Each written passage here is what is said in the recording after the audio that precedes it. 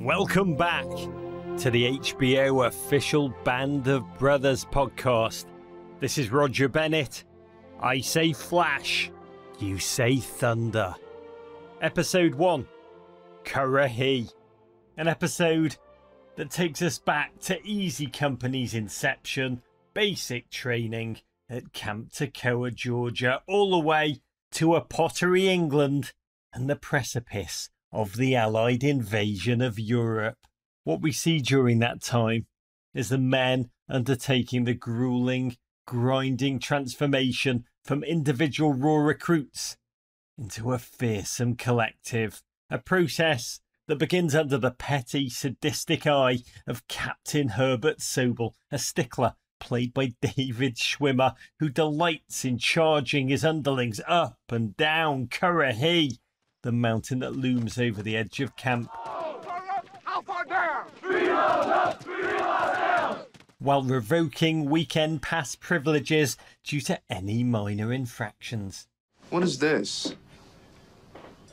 Anybody? It's a can of peaches, sir. Lieutenant Nixon thinks this is a can of peaches. That is incorrect, Lieutenant. Your weekend pass is canceled. Those who endured Sobel's tyrannical reign at Camp Toccoa watched him unravel upon arrival in England, where the practical application of the skills learned stateside was severely tested. There should be no fence here. We could go over it, sir. Really? That's not the point. Where the goddamn hell are we? Failure that allowed Luz to dust off his best Major Horton impression. What is the goddamn hold-up, Mr. Sobel? A fence! Sir, God. A barbed wire fence! Oh, that dog just ain't gonna hunt. Now, you cut that fence and get this goddamn platoon on the move! Yes, sir! And it was that incompetence in the field that ultimately saw Sobel transferred and Easy Company fall into the hands of their true leader, Dick Winters, a man who oozes natural, calm, emotionally intelligent, follow-me leadership. Above all, this episode, co-written by Tom Hanks himself, along with supervising producer Eric Jendrison, directed by Phil Alden of Field of Dreams fame, illustrates that bond that Stephen Ambrose describes so brilliantly in his book Band of Brothers. They would literally insist on going hungry for one another, freezing for one another, dying for one another.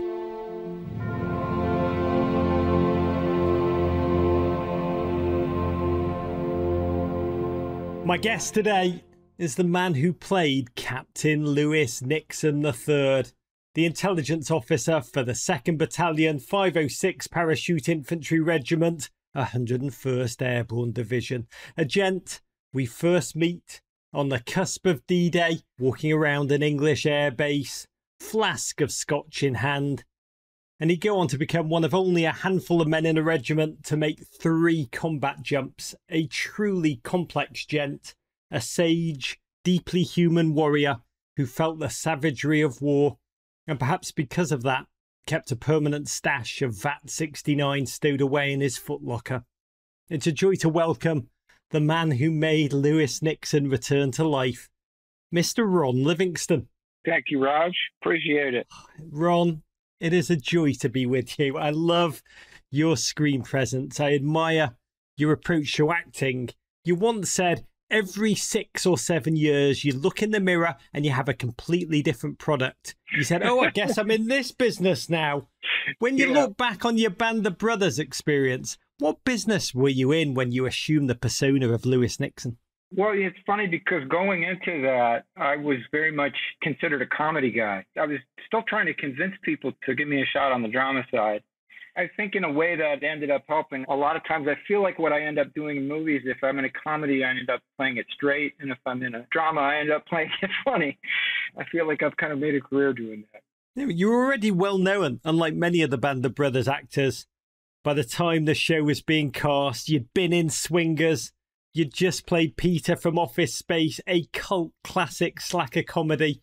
On the surface, quite a leap from Peter Gibbons to Lewis Nixon, from battling the office copy machine to the Allied invasion of Normandy. But if you dig a little bit deeper, there is a connection. There's a haunted damage to both characters. Do you feel that, or did they seem equally disconnected in your mind?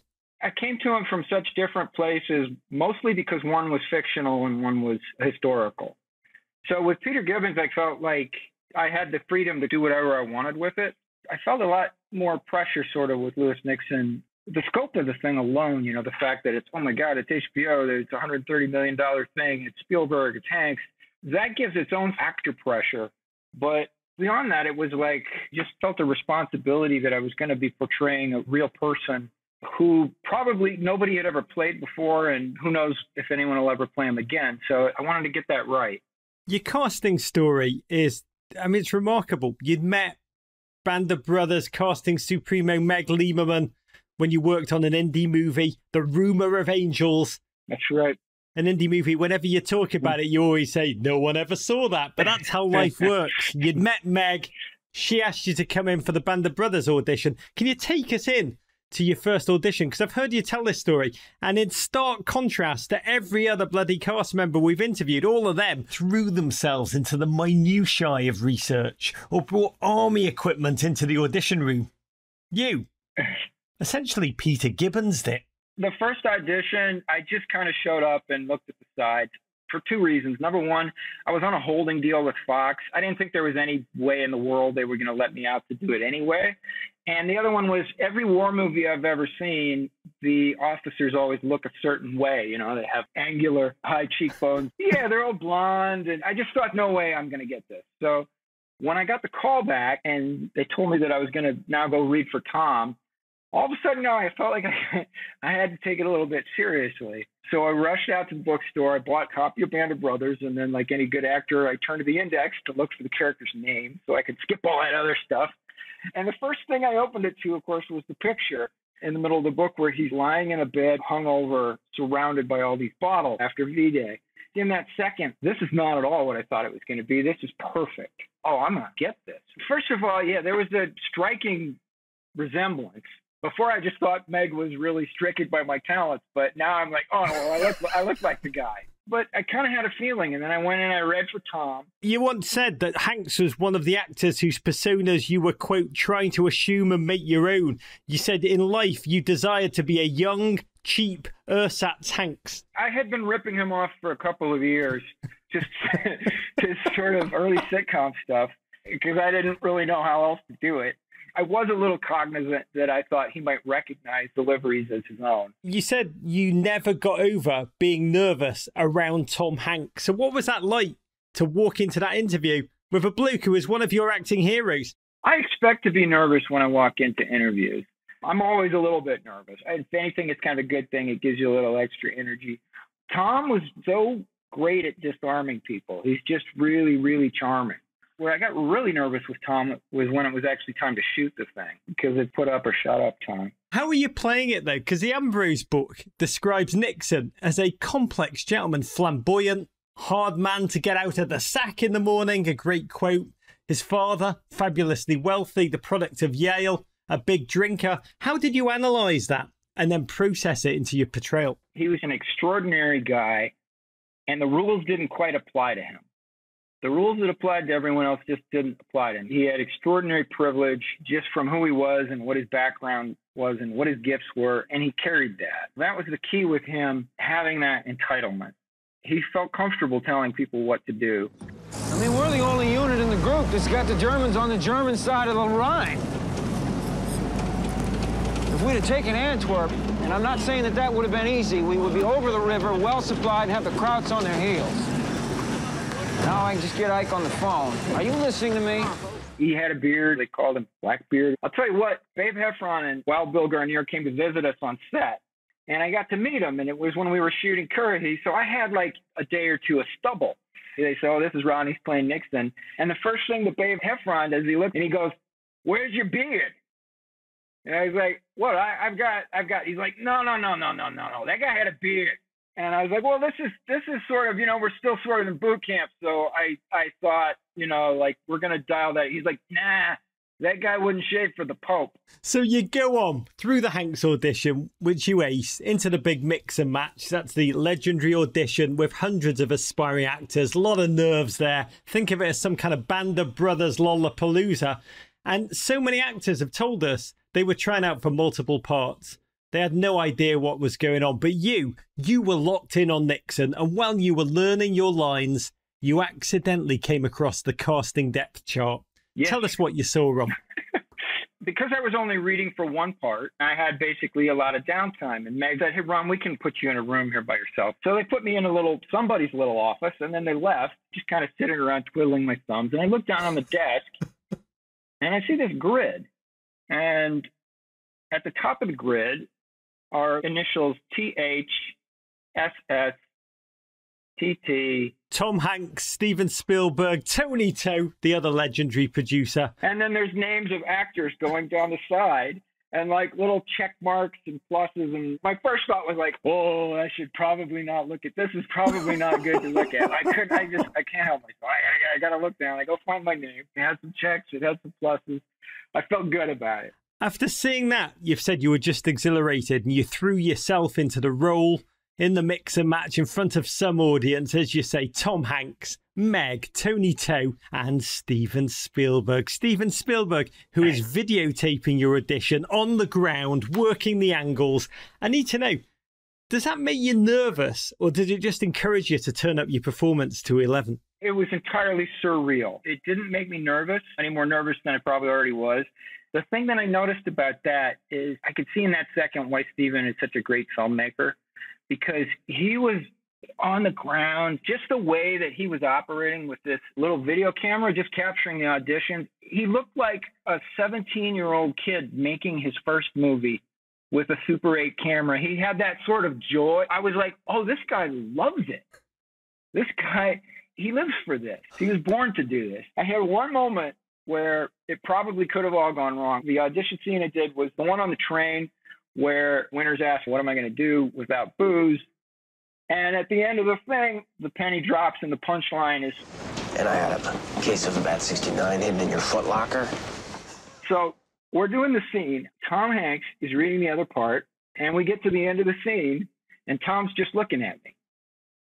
And I'm looking back at Tom, and Tom's looking at me, and I'm looking at Tom, and I see Tom's eyes get big, like a little alarm start to creep in, and then I realize, oh, I haven't said the last line yet. I haven't paid off the joke.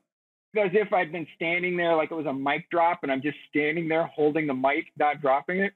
I remember it was just kind of this moment of like, all right, well, I'll say it now, And I got probably the biggest laugh out of Tom that I've gotten out of anybody, because it kind of worked perfectly. It was about half again as long a pause as I would ever have the balls to take, but it was extraordinary. And I could see after that, I just knew, you just see the signs, because the room is laughing.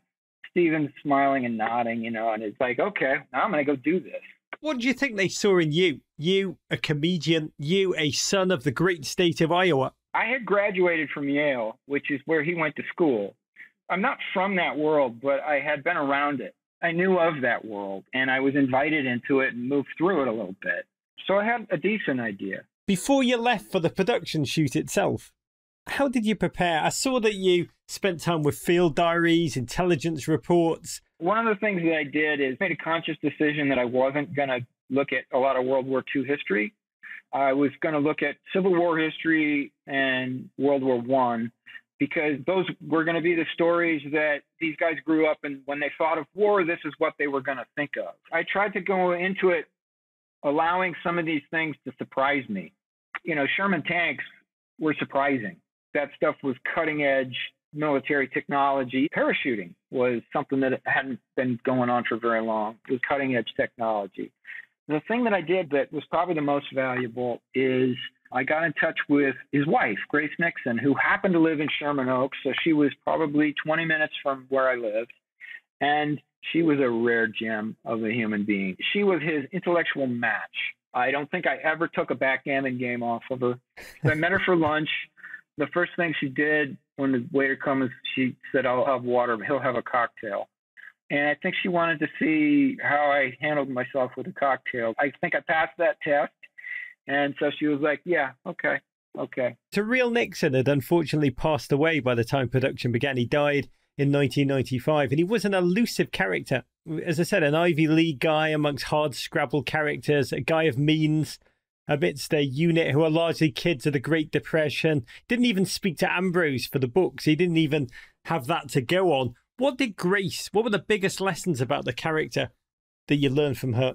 Not so much anything that she said. It's something when you're in somebody's space where their presence is, you get a sense of it. Like I'm in his library, so I see all the books on his shelf. He was really into cooking. He was a gourmet French cook, so there's like all these cookbooks on the wall. She showed me letters that he wrote her, so I could see his handwriting. They traveled all over the world. They didn't have kids together, but Grace, I think, had been to Antarctica twice. They'd gone everywhere. There's a line I love where you say, when you look at the pictures in Stephen Ambrose's book, you can see how these characters carry themselves. They carried themselves like goddamn men. Yeah, they did. They really did. You then travel to England to prepare to shoot. Now, Band of Brothers, one of the most immersive shows that I have ever heard about. The length of the shoot, nearly a year. The pre-production, the boot camp, getting all the actors together for a 10-day crash course in military tactics and culture. The thing that really set apart Band of Brothers from any other acting experience I have, it was the only time I've ever had where it was kind of immersion. They brought this Hollywood legend, Dale Dye, military advisor. He had done Platoon. He had basically done every major war movie in the last 10 years. And he's an amazing character. He's a bit of a cross between the great Santini and Harold Hill. You know, he breathes fire, but I still to this day am not sure which, if any, of his stories are actually true. He was just a master at spinning a yarn, and he really created this environment where they were putting us through it, and we were doing it as the guys that we were playing. When I was a kid, imagining in my dreams what an actor was going to be, it looked like this. When you finally get there, you realize it's all smoke and mirrors. Band of Brothers was the opposite of that. The boot camp thing that we did, it was all reality. It was 24/7, immersive. I always thought military reenactor community, I was sort of like, what's that about? But I totally get it now, because it's like, oh, you really do develop a feeling for these other people that lived in another time, because you're putting yourself through some of the same things that they went through. This boot camp, every morning, a 5-mile run at 6 a.m, nights, guard duty, stripping rifles, night compass marches, sniper assault. How hard were those 10 days? Because everybody laughs about them now, but it's far more than you normally sign up for when you take a role. It is. Physically, I was ready for it. When I told my grandfather that I'd gotten the part, he just said, well, start running now. He said, everything else is a duck walk, but you better be able to run like hell. And I did. And so physically, it was fine. The whole point, I think, of it is to put us in a high-stress environment where we're forced to execute things together without panicking. And I think that's what boot camp is intended to do for the real-life military. So they just lifted that.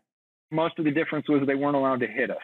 You began boot camp as privates, but they promoted the officers every couple of days. And with every promotion, privileges. Ultimately, Ron, you got your own room. And as an officer, you had a slightly different experience of boot camp than the men. A lot of actual responsibility. You had to oversee exercises, organise the men, march them. How long did it take to settle into that role, to embrace that pseudo position of authority? They didn't want you to have time to settle into it. It's really another brilliant part of why I think the show worked the way it did. Usually you have assistant directors that come around and say, oh, hello, can I get you a coffee? We'd like to invite you to come stand on your mark if you're ready. And this didn't work like that. The guys that were playing the platoon leaders would be told what their platoon needed to execute and accomplish. He would tell the squad leaders, they would do it. There was one night, I think the night that they moved the officers all into a room together. So it's like you had to pick up your mattress. You had to bring your mattress with you, all your stuff. They had given us a break. Everybody was kind of beat up. They had said, we know, you're tired. A lot of people are nursing some injuries. And we're going to give you tomorrow off. We want you to just get your gear all out, lay it out, get everything squared away, and just take some time. So we go and start to do this, and 25 minutes into it, they come in banging garbage cans saying, let's go out front. And we had like 3 minutes to pull it all together, repack all the stuff that they had just told us to unpack, and run out where they took us like on an all-night march. And it was brilliant because it specifically sets you up for, in a couple of the episodes, especially the Battle of the Bulge run. It's obviously not that experience. We weren't in the Battle of the Bulge, but it's analogous.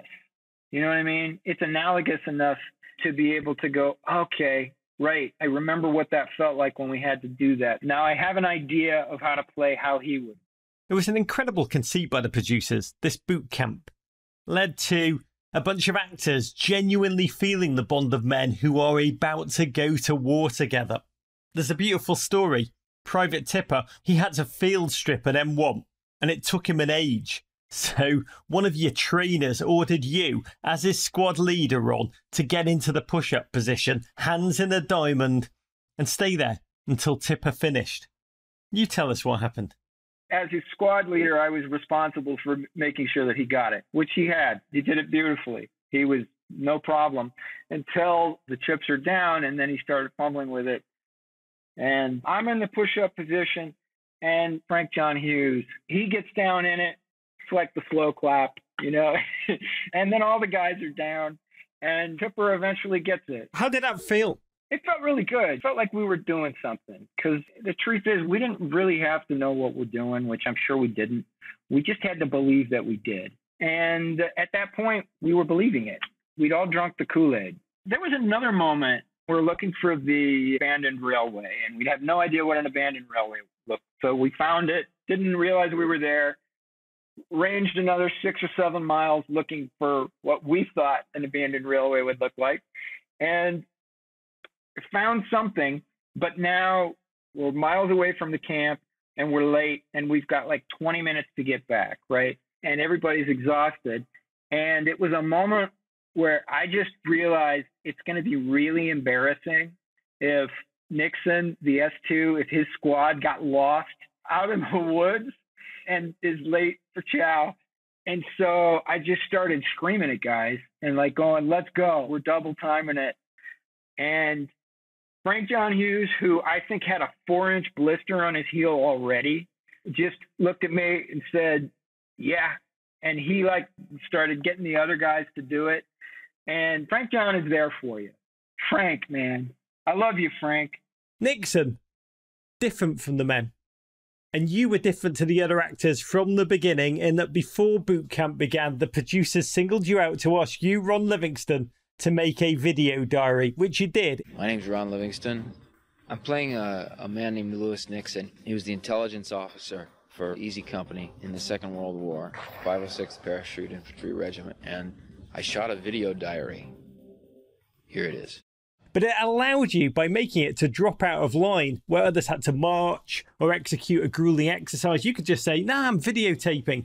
Did this privilege inadvertently let you gain insight into Nixon, just the improv maverick nature of the man? Anytime you have a big ensemble like that, they always say that you don't play the king. You just walk on stage and everybody else plays that you're the king. And it had that effect. When Tony asked me to do it, I didn't feel like I could say no, but it was sort of like, I got to prepare. I don't have time for this. Can't they get somebody for this? But no, Tony said, no, Dale won't allow any outsiders in his boot camp, so it's got to be one of you guys, and we picked you. So they're okay. All right. What I discovered when I started doing it is exactly like you said. It was kind of like having a hall pass. Like I just had my own personal hall pass that allowed me to go pretty much anywhere I wanted to. As long as I had the camera and pretended that I was filming something, I was allowed to do that. And it made the other actors, especially a lot of the British guys who were playing background roles and non-speaking roles, they didn't read the book. They don't know who's playing who. It just kind of gave everybody the idea that, oh, this guy Nixon's different. The same rules don't quite apply to him. He's got something important that they gave him to do. He's doing something important. So we don't need to know about. We don't want to get in the way of it. That's very much what Nixon did. That's a little bit of what the job of the S2 intelligence officer is, because his purview is trying to ferret out where the enemy lines are and process all the intel that's coming in. So yeah, I really ended up enjoying that experience, especially after, I think the very first time I tried to do it like a video log, which is what they suggested, and talk about what I was going through and my feelings. I spent 10 seconds trying to do that. And like, I can't, there's just no way. The Ron Livingston asides are the best bit. No, I can't do it. I said, if I'm going to do that, I'm just going to document what I see and what everybody else is doing. And then that's going to have to be the experience, because who gives a, who cares what I think and feel? Nobody cares. There's a great line in your boot camp video diary where you remember your mum saying to you, like all mums, if someone told you to jump off a cliff, would you do it? And you said on the video diary, yes, if Dale Dye, the military advisor to Band of Brothers, told me to jump off a cliff, I probably would. At the end of your video diary, Dale Dye says something unbelievably beautiful. The truth is in you, and the truth will come out of you. Through your eyes, through your actions, through your gestures, through your handling of weapons, through your wearing of the uniform, everything. The truth is there. Let it shine, boys. Let it shine. Make the world proud of Easy Company, and the world will celebrate our forefathers, the people who wore this uniform for real. We've got that chance, folks. This boot camp was the place where you became the characters, where you lost that sense of Hollywood self, where you became deeply connected to 1940s everyday heroes. Can you talk about that identity awareness? When recruits enter the military, they enter as recruits and they come out of basic training as soldiers. Now, what happened in that amount of time? They didn't fight any wars. They're running around doing physical exercising. They're training on something. But there's something about the fact of saying, all right, you have now transformed from recruits. You are the thing that you thought you were trying to be. It's like a moment of saying, you know what? It doesn't matter if we're ready. We're as ready as we're going to be. And we're as ready as anyone else is going to be. So let's go do this. You were Lewis Nixon. Damian Lewis was cast as Winters. Where and when did you first meet? We first met, I believe it was at Camp Longmoor in the UK, which is where we trained. They imposed on us from the start that we were to refer to each other by character names and character names only. So he was Winters from the very beginning? He was Winters. Was he bringing the American accent even offset? He was. He came in with it. He was working it, and it was good. If I didn't know, I wouldn't catch it. I knew he was British, though. I just knew that because I knew it. And I did have a little bit of a American snobbery thing of like, they're really going to give this part. They couldn't find an American to play this part. They're even outsourcing the jobs of American heroes now. Yeah, although I guess we were on their home turf, so I don't know if we were taking their jobs or they were taking ours. I think it all came out in the wash. Nixon and Winters were two such different human beings in upbringing, in prior life experience. How do you understand the core of their internal connection? Were they friends?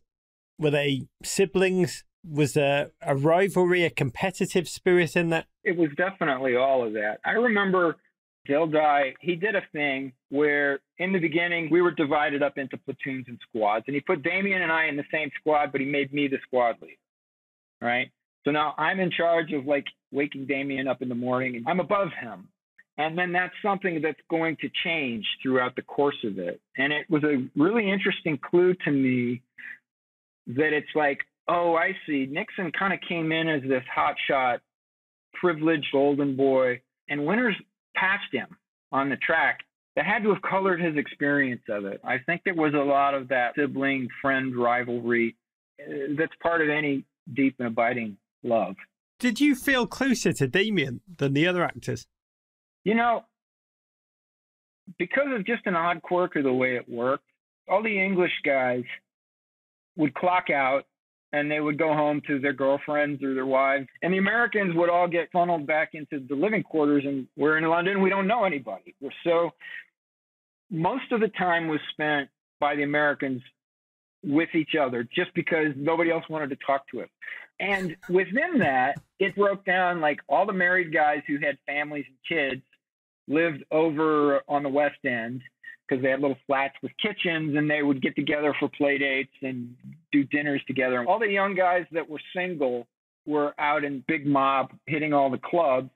And most of my time was spent with the 3 or 4 guys that were not married, didn't have kids, but did have significant relations. So we weren't really on the prowl. So it was sort of like, what do you want to do? I don't know. You want to go to the pub again? Sure. You know. Behind the music for Band of Brothers is a film that still needs to be made. Yeah. The central conflict of episode 1 is that between Sobel, David Schwimmer, and Dick Winters. At 1000 hours, I followed your orders to the minute. I changed the time to 09:45. No one told me, sir. I telephoned. I'm quartered with a family that has no telephone. And sent a runner. No runner found me, Captain. Irregardless, when given a task to perform by a ranking officer, you should have delegated your task of latrine inspection to another officer. You failed to do so. Or to let such a failure of duty by my own XO go unpunished, what kind of message is that to the men? I performed my duty as I was ordered, sir. And I disagree. At boot camp, is it true that the producers made you wary of David Schwimmer in basic training? He was, 6 years into his star turn as Ross from Friends, and so the producers treated him like a star. They gave him his own room, his own privileges, and kept him away from you to build a natural distrust, a distance. That's how they set it up. They definitely kept David as a star apart. It's somewhere in the range between mind games and analogy. By the way, he was fantastic as part of the boot camp experience because he was really inhabiting the character of Herbert Sobel. Like, he was really being shitty to us. Like, he was in it. He was doing it. He didn't mean it, perhaps, but it sold. All of it helped. All of it went into the pot. He's a fantastic actor. You talk about Schwimmer's acting chops when Sobel drives off the base, having just been reassigned. That look of mournful sorrow in his face. It is the saddest Ross Geller of all time. The real Sobel story is actually incredibly dark. The trauma of his war experience and the Easy Company experience in particular truly haunted him. He tried suicide, and after his death, his son turned up at an Easy Company reunion to find out why the men did what they did. And in Ambrose's book, the paratroopers all relate the extraordinary closeness that they experienced. Many of them attribute it that it was first created both by the technical skills Sobel drilled into them, but also the unity that was built into them by detesting Sobel. Name? Lead Guard Joseph D. Sharp. Rusty bayonet, Liebgard. You want to kill Germans? Yes, sir. Not with this. I wouldn't take this rusty piece of shit to war, and I will not take you to war in your condition. Now, thanks to these men and their infractions, every man in the company who had a weekend pass has lost it. It's such a complicated dynamic. You know, I hesitate to say much about it or try to put any kind of spin on it just because of the way it played out. It's definitely true that it wouldn't have been Easy Company without Herbert Sobel. He really made it what it was, even if he wasn't the guy to carry it into combat. And those aren't always the same guy. You know, George McClellan in the Civil War did an extraordinary job of building the Union Army and a terrible job of fighting with it. But damn if he didn't build it. Ron, that conflict is at the heart of an episode, which is perhaps the most light-hearted of the entire series. Most of the men are still living in the moment. They haven't quite grasped the stakes of the conflict they're about to enter. Indeed, one of the only characters who's figured it out already is Lewis Nixon. Now, fans talk about the raggedness with which you play Nixon towards the end, like a man whom the war has scooped everything out of. But even in this first episode, Nixon, he's got a awareness compared to the naivete of the privates and the stoicism of Winters. They haven't even been to war yet Nixon's already waxing nostalgic about civilian life. 5 o'clock in New York. 4 o'clock in Chicago. Happy hour, huh? Yeah, happy hour. A couple of drinks, maybe an early dinner before the theater.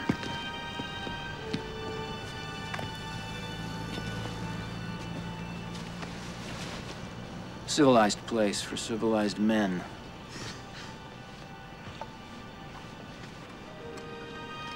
Should have been born earlier, Nix. What, and give up all this? Where does that ability to be one step ahead always for Lewis Nixon come from? I think part of it for him was just that's the way his mind worked. He grasped things a lot sooner than people around him did. He had had an extraordinary education. I think he traveled the world. He had a strong grasp of history. For me as an actor, that was definitely a conscious.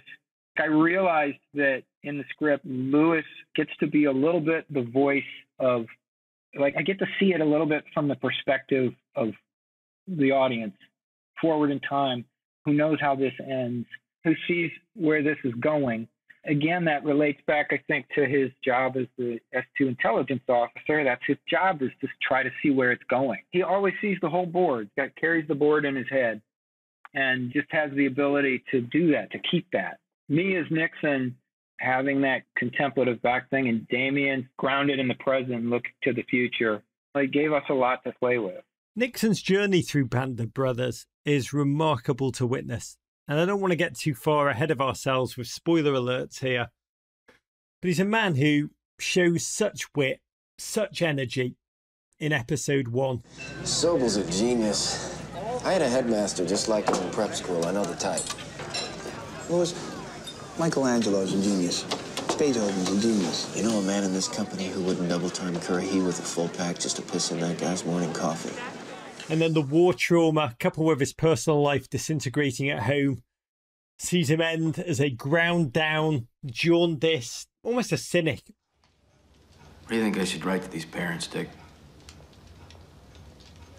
Hear what I said, Nix? You've been demoted. Yeah, demoted, got you. Because I don't know how to tell them their kids never even made it out of the goddamn plane. You tell them what you always tell them. Their sons died as heroes.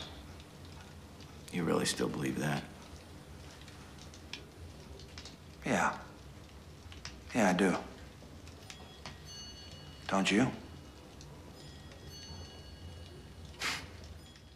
And you see photographs of two-term presidents before and after they serve, and they appear to have aged 2 decades in that time. Nixon in Band of Brothers did that before the viewer's eyes. Emotionally, what was it like to go through that arc yourself as Nixon?